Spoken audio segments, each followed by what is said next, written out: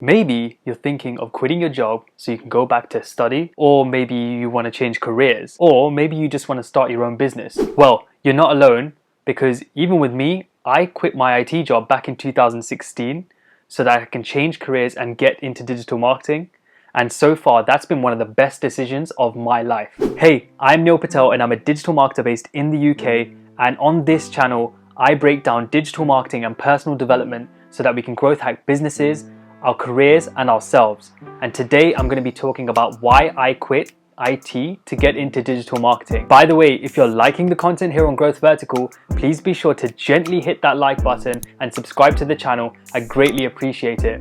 Now, without further ado, let's get to it. So some of you may already know a bit about my story, but I noticed that I only covered some aspects of it. Now I thought I'd actually shoot this video and actually show you guys and tell you guys a bit about why I specifically even quit IT in the first place, because there are a few more reasons. And with that, I'll also provide a few tips on how you can sort of manage a similar change if you're thinking about quitting and shifting careers. And by the way, just a disclaimer, I am not a careers guru or anything like that. So at one point, I used to be the IT guy.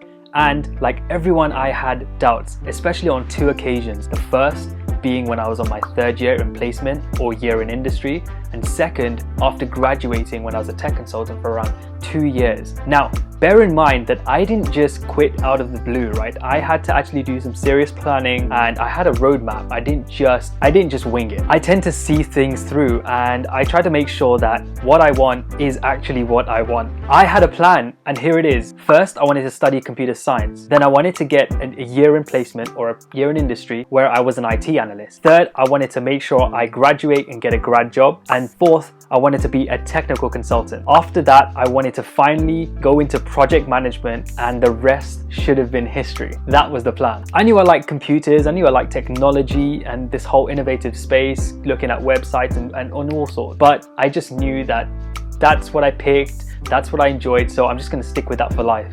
And so that was part of my plan. See, if everything was supposed to go to plan, then I'd be a project manager right now and probably be earning a decent salary. But then I would have missed out on this sort of exciting, challenging, and fast-paced career that is digital marketing. I just wouldn't be enjoying a career as I am right now. When I did my placement job in my third year of university, I realized that by the end of it, I was done with it. Things started to feel repetitive. There was a lack of creativity, innovation. Things started to feel like a routine. It became second nature, which kind of made things kind of boring. Something was different and something wasn't me. Something just felt off.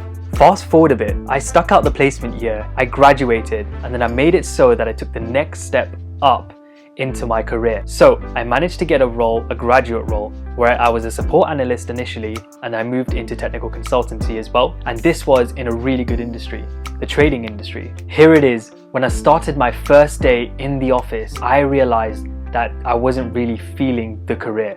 Something just felt odd. You know that feeling that you get when you're going to experience something or you're going to go somewhere and you're there, right? You're in the moment and then you say to yourself, well, is this it? That was me. I remember how psyched I was when I had my first day, when I was wearing my shirt, trousers, shoes and tie, and I got onto the train and I was super psyched to go to work. I was like, damn, I'm gonna be in the big city. You're just surrounded by suits and you're working in London. That's pretty exciting, right? I remember just getting off the train, walking through this big, amazing city to the office. I'm like, oh great, I get to go to the office now. I can call something an office. And I get upstairs and my jaw drops and I'm just like, well, is this it? By the way, this office wasn't bad or anything. This was a good office, okay? Like we're talking about stacked with loads of cool stuff. Like it was like it's a tech company, right? So technically it had all the stuff like a startup kind of would have, like these cool chairs, designs on the walls and stuff, fully stacked kitchen and whatnot, and the people were great, right? The work would have been great if I was super interested in that as well. I remember the day was good. I did have an exciting day. It's just at the end of it, I can't believe I went home and said to myself, do I have to do this again tomorrow? And is this what's just going to continue? And to be honest, as 2 years went by, it did, right? It felt just like that. I thought to myself one day at the desk, I was like, damn, this is the same thing over and over again. So even then I was tracking marketing, and like I mentioned before, I saw marketing moving over to the digital space. It was innovative, it was data driven, it was creative, it was fast paced. It looked so exciting and challenging. I just knew I had to get into the industry. And the worst thing is, that what I was doing at that very moment, things started getting repetitive again, right? Things started becoming second nature and became a routine. Nothing was new. And I think that's what was crazy. I needed to be learning something. I wasn't learning as much. Quitting a well-paying job in a good industry is kind of odd, especially if you're Asian. It kind of carries some stigma towards it, and there was this probably subconscious barrier or something where I made myself feel guilty, and a lot of people probably would have said, hey, well, that's a good industry, why are you quitting when the money's good, kind of secure, you know, you're safe, right? You're doing well, why do you need to go another route? You're doing fine, just carry it on, it's fine, you can just keep doing this for years. That's the thing, I kept deferring the decision of quitting, but at one point I laid out a plan and actually formulated these conditions for myself, almost like gates, that if I'd actually gone through them, then I would get closer to quitting. And so I managed to do that, but only after I had laid out the plan, which is super important. Trust me when I say that I wanted to quit, but it wasn't easy. There's a lot of pressures, both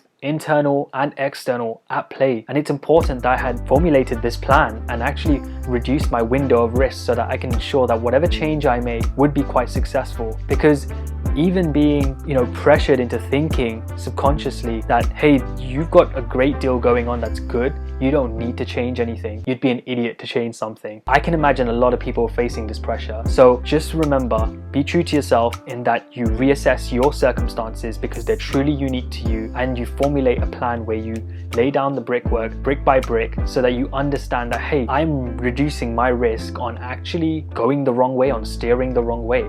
I'm actually going to be able to keep going even if I make this change, and it's totally up to you to do that and plan that. So finally, I managed to make it happen, and you can too. When you're making a big decision like this, there's 4 things you definitely need to do. The first is you need to qualify what it is you want to do. You need to make sure, right?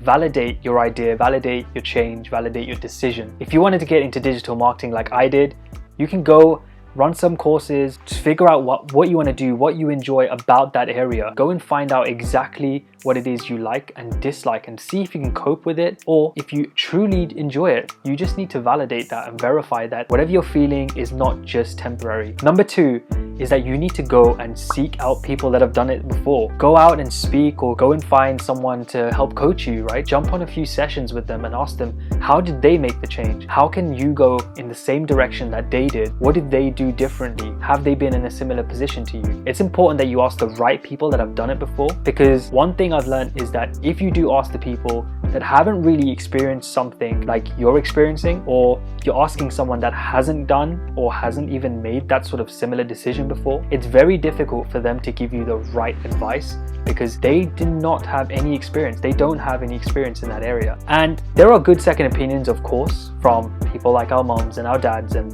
family members and friends, but if they're not closely related to the problem, then they're not going to be able to give you that best piece of advice that's definitely good for you in that position and in your circumstance for you to move forward. So the third is planning what you need to do. Ensure you have a plan so that you can reduce the chances of you steering the wrong way. You need to reduce or minimize that risk, right? That window of risk. There's going to be risk with everything you do, especially with these big decisions, but you can always reduce that risk by actually doing your homework, doing due diligence, going and speaking to these people that have done it before, the professionals or the people that are experts in the area, and then also having that end goal in mind, right? And also achieving these smaller goals on the way to that big prime goal. This will keep you motivated and you'll be able to be more encouraged to go and get what you want. And number 4, finally, is make it happen. Make things happen, because things do change. Not everything goes according to plan. If that was the case, like I told you, I would have been a project manager. Things didn't go according to plan, and now I've created another one. Who knows where I'll be in the next 5 years? The point is that even though you plan really well, if something doesn't go according to plan, don't get fazed by it.